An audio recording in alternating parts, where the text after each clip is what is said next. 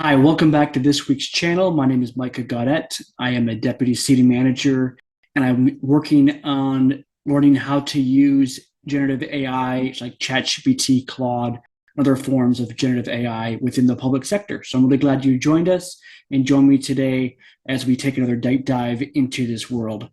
So for this example, I'm going to give you a little bit of a peek behind the scenes. Normally, what I do in these videos is I've already done some of the research ahead of time to pull in the documents I need, doing my, go ahead and run the Google searches on the documents I want to use, and then go ahead and put that into the generative AI type like ChatGPT, Claude, Bard, Dectopus, whatever you have it.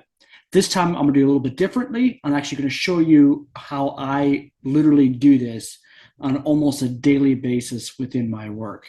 So let's go ahead. What we're going to do here is we're going to go and we're going to look for a number of Public Works Supervisor job descriptions. And I'm just going to new tab it. I'm not even going to look at it because right now I'm not really curious about what it says. I just want to have a number of them. And so I'm going to keep coming here and keep coming. Lone Star, Texas, looks great. Okay, super manager, Public Works Maintenance Supervisor for Plumas County, another good one there. Bellingham, great. And so now I have 1, 2, 3. Looks like I have close to five of them here. So I'm going to do here is I'm going to download these. I'm just going to save them right here in my resources folder for the ChatGPT class, which, by the way, go ahead up and sign up for that class, Unlocking ChatGPT for the Public Sector, available at www.civicinnovation.ai. There is no other course like it out there. If you are interested in public sector AI, that's the course for you. So go ahead and sign up. It's 100% online and self-paced. Love to have you join.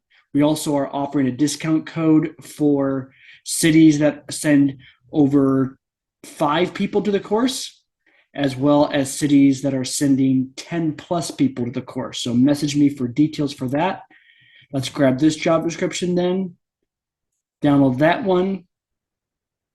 Let's go over here as well and download this one. Great. And finally, let's go to the final one for Bellingham. Let's make sure I didn't click this one twice. Did I click it twice? No, it's Plumas County. Okay, good. So we'll make sure I didn't mistrack that there. And here we go, save this one here. So now what we're going to do is we're going to go back here to Claude. I'm going to upload these documents.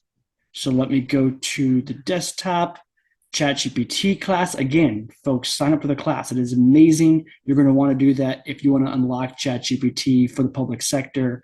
And we go through some of these different resources here. So you're going to want to do that. I'm going to grab these 1, 2, 3, 4, 5 ones there. Let's keep going. And now I'm going to have it say, I'm going to say, these are job descriptions from various cities for a public works supervisor position.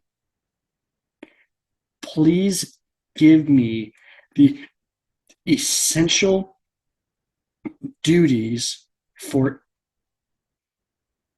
that are common throughout all the job descriptions, and do the same for the KSAs, the knowledge, skills, and abilities.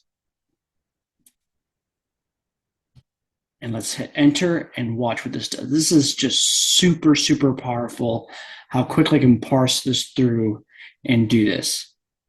So here are the job descriptions, essential duties. Here we go, going to kind of give all of this here. And what I'm doing, again, I'm looking at different areas. There might be different functional areas. Maybe you want to tailor it specifically to a certain role, certain function of your public works department that they're supervising. Maybe it's supervising fleet, maybe it's supervising facilities, but maybe you just want a generalist. This is a great way to get started. So let's do this now. And let's say using these common essential duties and KSAs, please create a job description for a public works supervisor for the city of, I'm going to say city of Globe, AZ.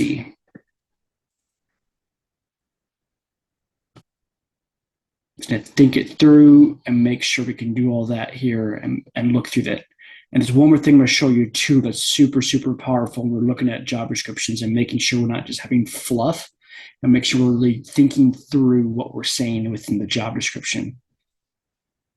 So here we go, knowledge, skills, and abilities. Great. Again, just kind of a simple one here that we're working through. Great, for example, qualifications and so on.